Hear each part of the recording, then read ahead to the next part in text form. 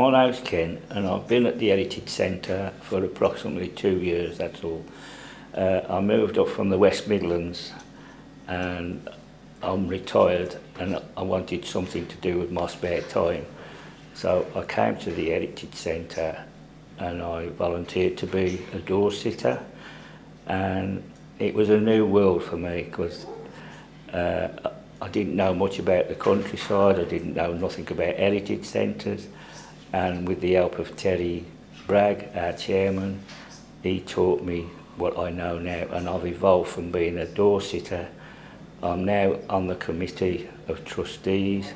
I look after acquisitions, I look after all the exhibits we've got, and I'm also in charge of collections.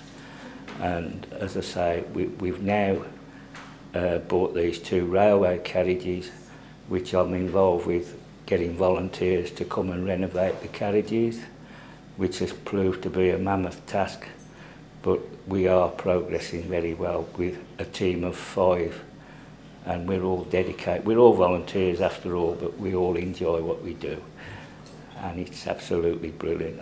I've never looked back.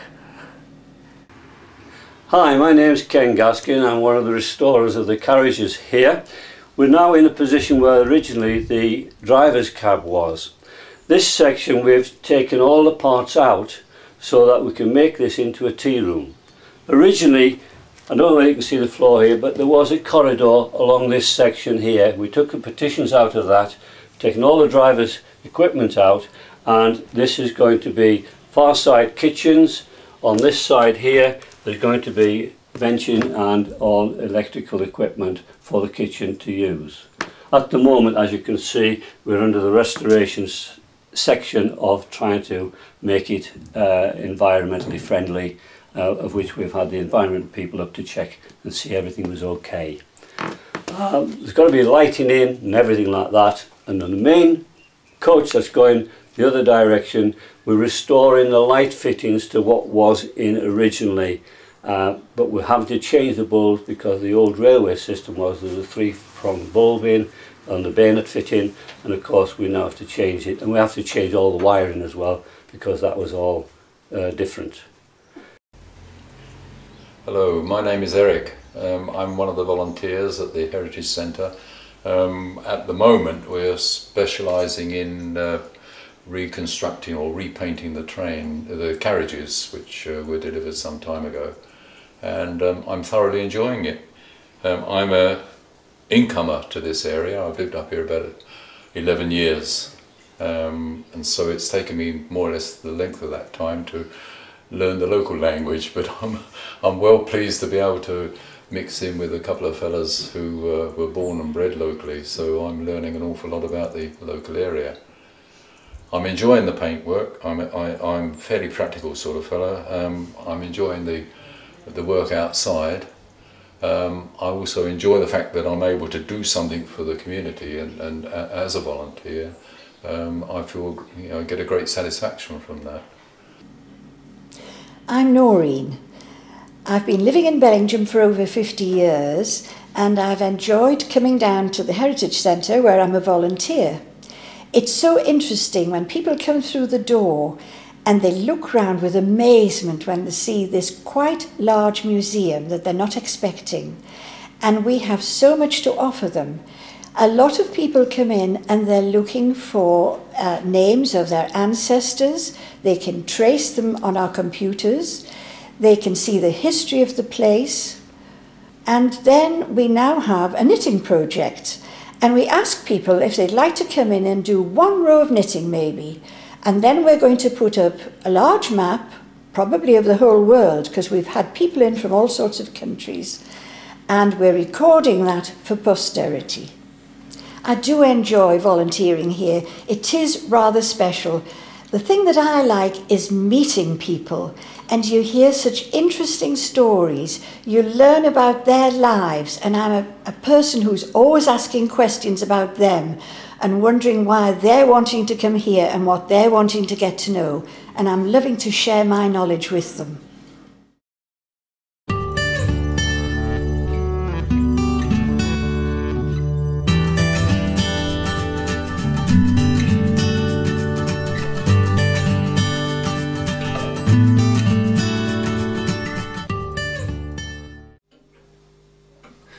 Hello, my name is David Hetherington and I'm the Secretary to the Trustees of the Museum, which really means that I'm the curator, the manager of the museum, look after the trustees and what they have to do, and the volunteers as they come in. The museum set up in 1985 and we were given this building. It was a complete shell of a building. There was nothing in it at all. The walls were bare plaster and the floors were bare. So everything that you see in the museum has been created, designed, made, put there by volunteers. There's nothing that's been done by outside firms whatsoever in this museum. Everything has been done by the volunteers themselves. My name is Jean Proud. I'm the treasurer of the Weardale Museum and have been ever since it opened. I'm particularly involved with this because it was my husband's idea in the beginning that we should have a museum in Weardale, because we'd never had one and so many things had been taken out of the Dale. So I've seen it from its inception and how it's grown, and it's a wonderful place. Also, we are connected with the church next door, which has a long history. It was built in 1761 and is still in continuous weekly use. And of course John Wesley visited here, so it's quite a historical place. My name is Ken Hetherington. I'm a volunteer at the Weardale Museum, and my speciality is genealogy and family history. At the Weardale Museum we have a unique family history resource which we built up over a period of time, and it covers the inhabitants of Weardale from the mid-18th century through to the early 20th century.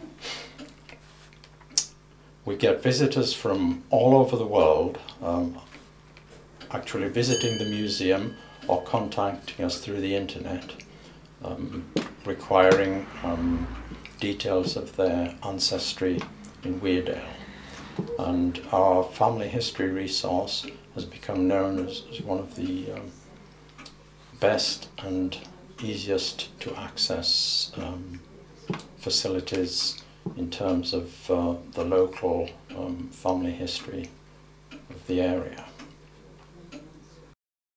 My name's Jenny Holden. I've been a volunteer here for several years and later became a trustee. It's been one of the most enjoyable phases of my life in Weardale. This museum is full of fascinating little objects, and the history of Methodism, which was something I really knew nothing about, has opened my mind to so many more interesting factors. Many of us have a lot of these objects still in our houses. I have a lemon squeeze, so exactly like that at home now. There are a lot of interesting aspects of this place that surprise people. This is actually very much a post-industrial landscape, and it's green and lush and beautiful and tranquil. And 100 years ago it would have been black and dirty and poverty-stricken, and people would have been struggling and they would have been sick for much of their lives. And the difference is unbelievable. And so many of us are unaware of that and take the tranquility of this place so much for granted that we forget what it was that actually made this wonderful place.